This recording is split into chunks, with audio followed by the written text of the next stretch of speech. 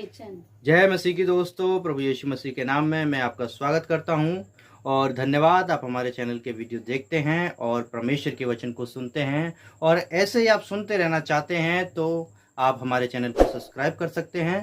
तो प्लीज़ हमारे चैनल को सब्सक्राइब कर लीजिए और परमेश्वर के वचन में बढ़ते रहिए। चलिए चलते हैं परमेश्वर के वचन में। जिस प्रकार आज हम जानने वाले हैं, आज का मुख्य विषय है यीशु मसीह का वो 7वां वचन जो क्रूस पर मरते समय यीशु मसीह ने आपसे और मुझसे कहा, और वो वचन पूरा होना।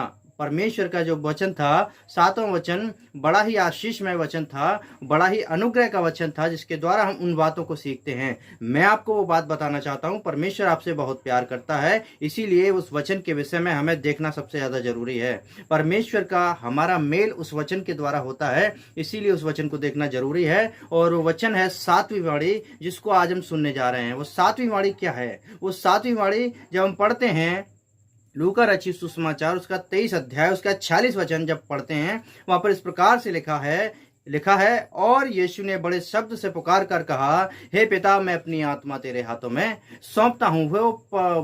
वो यीशु मसीह की वो बात, वो वचन जो यीशु मसीह आपसे कहना चाहता था, वो वचन उसके हृदय में आया आखिरी समय में, जो सबसे मुख्य वचन था, जिसको हम समझना चाहते हैं कि पिता, मैं अपनी आत्मा तेरे हाथों में सौंपता हूं। देखिए क्यों वो इस बात को कह रहा है, हमें इस बात को समझना होगा। वो प्राणों का त्यागना वो मेरे और आपके लिए था। वो प्राणों का त्यागना वो इस संसार के लिए था, संसार के लोगों के लिए था। देखिए परमेश्वर कितना प्यार करता है, अपनी आत्मा परमेश्वर के हाथों में सौंप दे और शरीर को त्याग दिया।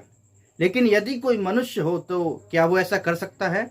शायद कभी ना कर सके। लेकिन परमेश्वर हम सब से प्यार करता है, यीशु मसीह हम सब से प्यार करता है, इसीलिए उसने इस काम को किया। और वो कहता है, मैं अपनी आत्मा तेरे हाथों में सौंपता हूं। परंतु उसके बाद जो हुआ, उस बात को हमें समझना होगा। वो वचन बोलते ही क्या हुआ। जब हम पढ़ते हैं मरकुस रचित सुसमाचार उसका 15 अध्याय है और उसका 33 वचन में लिखा है, वहां पर लिखा है, दोपहर होने पर सारे देश में अंधेरा छाया रहा। देखिए दोपहर होने पर पूरे देश में अंधेरा छा गया। और जब हम चलते हैं 37 वचन में, इस प्रकार से लिखा है, तब यीशु ने बड़े शब्द से चिल्लाकर पुकार कर प्राण छोड़ दिए। 38 में पढ़ते हैं, लिखा है, और मंदिर का पर्दा ऊपर से नीचे तक फट कर 2 टुकड़े हो गया। देखिए ये सबसे बड़ी बात थी। इस वचन को हमें समझने के लिए इसी बात को समझना पड़ेगा।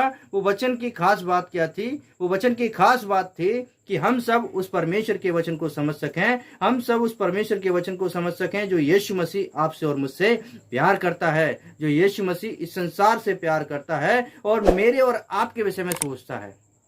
देखिए उस पर्दे का फटना कोई आम बात नहीं थी। उस पर्दे का फटना एक छोटी बात नहीं थी। जब हम इस पर्दे की बात को समझना चाहते हैं तो हम सबको क्या करना होगा? हम सबको समझना होगा उस गहरी बात को, उस परमेश्वर की गहरी बात को। हम सबको समझना होगा उस परमेश्वर के प्रेम को। देखिए पर्दा फट गया, इस बात को हमें समझना होगा। हम जब पुराने नियम में जाते हैं, पुराने नियम में जब हम टेबरनेकल के विषय में पढ़ते हैं, टेबरनेकल मतलब मिलाप वाला तंबू, जो मूसा के द्वारा बनाया गया। परमेश्वर ने जो आज्ञा दी मूसा को और उसको बनाया, उसके विषय में हम समझते हैं। वहां पर परमेश्वर ने मूसा को आज्ञा दी कि तू क्या करना, एक मिलाप वाला तंबू बनाना, और उसमें आराधना करने का एक तरीका था। उसमें एक आंगन हुआ करता था। आंगन में एक आम जनता, आम लोग, जैसे साधारण व्यक्ति चर्च में आज प्रार्थना करने के लिए जाते हैं, उस प्रकार से आम जनता वहां पर जाकर प्रार्थना करती थी। और उसमें दूसरा स्थान था पवित्र स्थान, जहां पर याजक लोग जाकर प्रार्थना किया करते थे, आराधना किया करते थे। वो याजक लोगों का स्थान था। और तीसरा था उसमें एक महापवित्र स्थान, जिसमें एक पर्दा लगा हुआ था, और उस पर्दे के पीछे परमेश्वर की उपस्थिति महापवित्र स्थान में रहती थी। देखिए कितनी बड़ी बात है। और इस बात को गहराई से समझने के लिए उसकी पूरी बात को समझना होगा। वहां पर होता क्या था? वहां पर होता ये था कि जब हम पढ़ते हैं, जब महायाजक साल में एक बार महापवित्र स्थान में जाकर क्या करता था? प्रार्थना किया करता था। और वो किस लिए प्रार्थना किया करता था?